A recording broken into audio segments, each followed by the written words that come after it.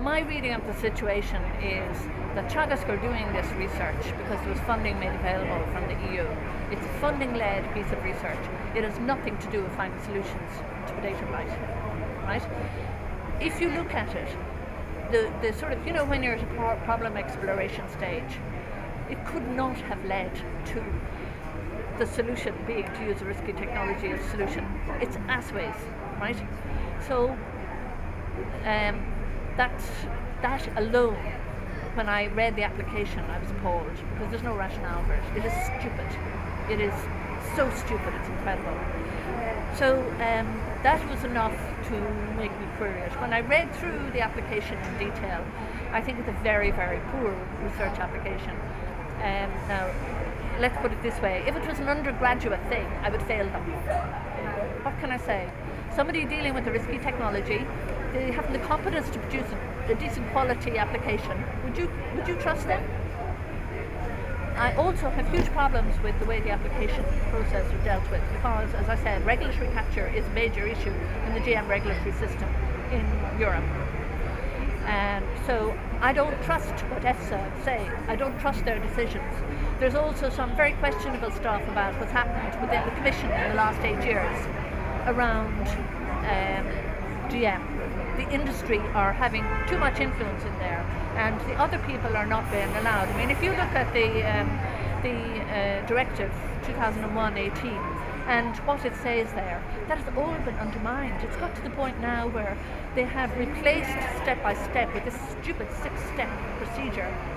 There's no comparison between them, and they've also introduced comparative equivalence, which is a new name for substantial equivalence, which is this wonderful non-scientific concept that came out of the US back in the early 90s to let their friends in the biotech industry commercialize their GM crops, right? Not based on science. There's no science to it at all. It is a travesty, and it has been recognized and documented again and again and again as being, and it's what's in our system now. It is ridiculous. So I have huge question marks over this. I think, we don't know enough about GM anyway. They commercialized GM crops back in the 90s in the States based on political science decision. Do you hear that? Political science. It wasn't science at all. It was science and politics all mixed up. And there was also mega donations to election funds at all levels, and there's intense lobbying in Washington as well. 2 different streams of money going into pervert this. I mean, have we learned nothing about what the tobacco industry did to our democratic process, which we now have all the documentation of that through the archives that came through the court system in the 90s. Go back and read about the tobacco industry. I'm ranting. The other thing is, what action do you want done now, Stella? And who do you want to do that action? Today, I want the Minister to instruct in writing Teagasc to dig up those potatoes.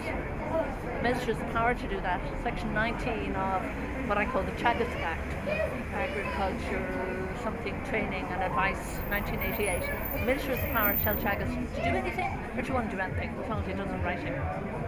Right? Because my interactions with Teagasc, and the fact that I sent an open letter to them back in March, that didn't even have the manners to reply to, and their statements and all of that suggest to me that there isn't the organisational capacity in Teagasc to question what it's doing, right?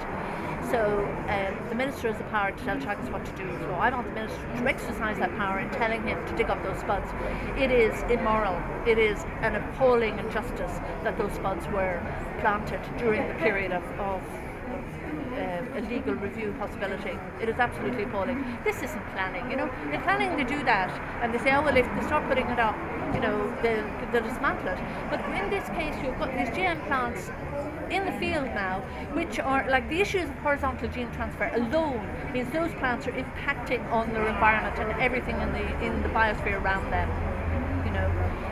What would you like done from a scientific view? Do you think there is a legitimate way of testing for GM crops in Ireland? And also the other thing is there there's some kind of social thing we can do, or political, a political thing? Well, I think the way of testing GM crops in Ireland is irrelevant at this stage, because what happened was GM technology was back in the 80s was something looking for a market.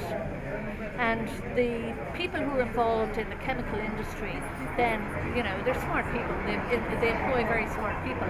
And they saw then the possibility, after the Supreme Court or whichever court it was in the US allowed living organisms to be patented, and they saw the connection then between a patented living organism, a patented seed, and a way of making a lot of money out of that if it were GM'd.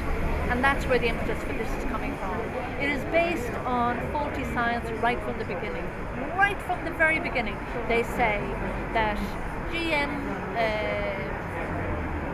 what's the word, breeding, I can't remember the exact word now, right, is the equivalent of other types of breeding. They're saying that man has been interfering with nature for 10,000 years and GM breeding is no different. Now, if you read the details, step by step, of what happens with this GM potato even, the taking out of the gene from the Solanum venturi, the linking it into this vector thing with agrobacterium tumescens, and then inserting it into the other thing, and then all the tissue culture they have to do, and all this sort of stuff. It is just so ridiculous to say that that is the equivalent of natural breeding. But that is the assumption that GM being allowed to happen is made on. That happened back in the 80s. I think it was 85 or 86. We actually have to go back there to find the root of this problem.